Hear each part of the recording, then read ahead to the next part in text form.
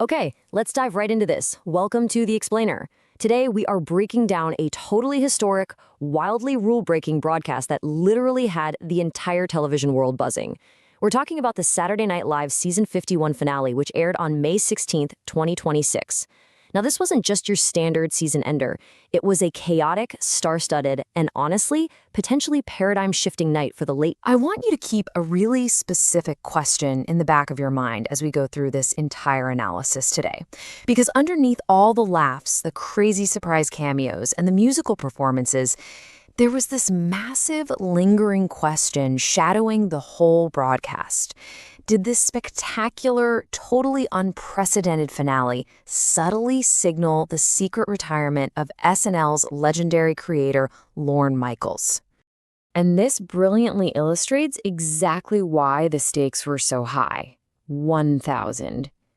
Season 51 was already a monumental milestone year for the show, primarily because it included their historic 1,000th episode, back in January of 2026.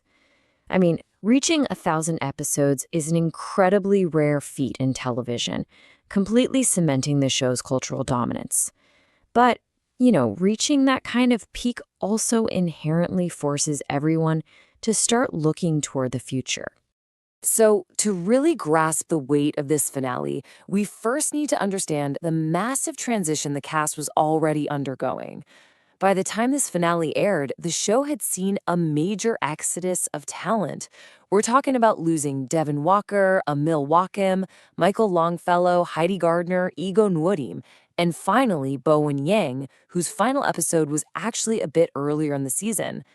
These departures established a really distinct era of transition. The old guard was leaving, which made the magnitude of how this season wrapped up hit that much harder. To anchor such a heavy transitional finale, they absolutely brought out the big guns. SNL legend Will Ferrell came home to his old stomping grounds to host. This actually marked Ferrell's 6th time hosting since he left the core cast back in 2002. Bringing in an alumni host of Ferrell's caliber, a guy responsible for some of the most iconic characters in the show's history, it instantly gave the episode a sense of historic weight, and honestly, a feeling of comfort. Right out of the gate, the show leaned into its signature political satire with a highly charged cold open. The sketch featured James Austin Johnson reprising his role as Donald Trump and Will Ferrell stepping into the role of the ghost of Jeffrey Epstein. We also saw some huge surprise guests, with Aziz Ansari playing FBI Director Kash Patel and Weekend Update anchor Colin Jost stepping in to play Defense Secretary Pete Hegseth. The premise of this cold open was just entirely surreal. So it kicks off at the White House with Johnson's Trump taking a midday nap. He's suddenly woken up by Ferrell's ghost of Epstein, who casually mentions that the afterlife is, quote, really, really hot. Operating as this bizarre sort of political ghost of Christmas future, Epstein then gives Trump visions of what his political allies are up to, showing them doing things like shilling merchandise on TV and hosting podcasts. Things hit a darkly comedic peak when Trump, watching his allies partying in these future visions, just assumes the Iran war is over. Ferrell's Epstein then delivers this really dark punchline. Yep, we came in second. Right after that exchange, the sketch culminated in a surprisingly chummy moment, with Trump and the ghost of Epstein breaking into a full-on duet of the classic R&B hit, Just the Two of Us. Let's move to and see how this builds, because the surprises definitely did not stop with the cold open. When it was time for the opening monologue, the show played a brilliant trick on the audience, totally capitalizing on one of pop culture's absolute favorite celebrity lookalikes, Will Ferrell and Red Hot Chili Peppers drummer Chad Smith. So here's how the mix-up actually went down. Chad Smith strolls right out onto the stage to open the monologue, completely in character, claiming to be Will Ferrell and talking about how great it felt to be hosting for the 6th time. This went on for a bit until the actual bewildered Will Ferrell came out, demanded to know what he was doing, and ultimately kicked Chad Smith off the stage, telling the audience they were going to do a hard reset. But wait, the joke had one more fantastic layer to it. Ferrell then takes a question from the audience, and the person asking is none other than the night's musical guest, music legend Paul McCartney. Playing perfectly into the bit, McCartney acts like he also mistook Ferrell for Chad Smith, delivering the hilarious line, "Nice try, Chad. Get back. Get your ass behind the drums, Chad." Now, what's really interesting about this is the number 3. When you are the musical guest on Saturday Night Live, there is a very, very strict tradition. You get 2 performance slots. That's the rule, right? It doesn't matter who you are.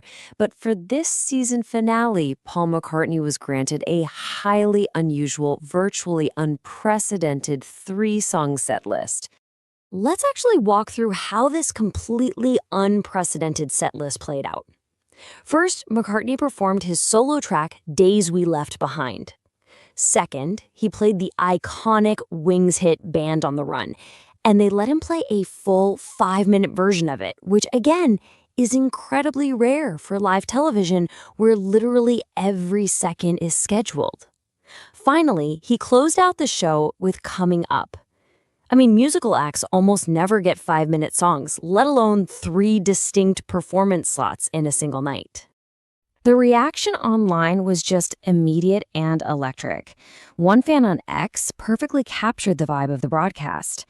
SNL is a show known for its militant adherence to timing and structure, and they entirely tossed out their own rulebook for the former Beatle. They essentially just let him take over the studio. But get this, McCartney was not done breaking the rules. What genuinely shocked everyone was the after-hours encore. Typically, the show ends with the host and cast waving during the goodnights portion of the broadcast while the band plays them out. Instead, McCartney called a super rare audible. He returned to the stage during the goodnights, surprised the cast in the crowd, and just started playing his bonus 3rd song live. So the crucial point is understanding the technical consequences of this audible. Network television, especially NBC late night, runs on a strict to-the-second airtime schedule. McCartney's encore tacked several minutes onto the show. It cut directly into the end credits. The producers were actually forced to just roll the credits on the screen over his live singing, and eventually the broadcast just had to cut off because it ran too far over schedule. It was just a wild, wild display of live television chaos. Which brings us right back to the question we started with. This chaotic, rule-breaking broadcast, the flashy guest stars, and the utter disregard for network airtime limits immediately reignited those massive rumors surrounding the SNL creator's potential retirement. People started asking, would Lorne Michaels ever allow the show to go this wildly off the rails if he wasn't preparing to walk away? Hardcore fans for sure thought so. Viewers immediately noticed that during that chaotic final performance, Michael's name lingered on the screen during the credits for an unusually long time. For a fan base that dissects literally every detail of this show, that flashy send-off felt like a definitive, even if unspoken, final sign-off from the man who built Studio 8H. Now, as of right now, NBC hasn't confirmed any official behind-the-scenes shakeups. But as we close out this breakdown, I'll leave you with this. If season 51 truly was the swan song for Lorne Michaels, he went out breaking all of his own rules. But the real question is, can Saturday Night Live, an institution that relies entirely on his singular vision, truly survive and thrive without its legendary creator at the helm? It's a fascinating thought, and I'm sure it leaves you wanting to see exactly what happens next fall. Thanks for learning with me today on The Explainer.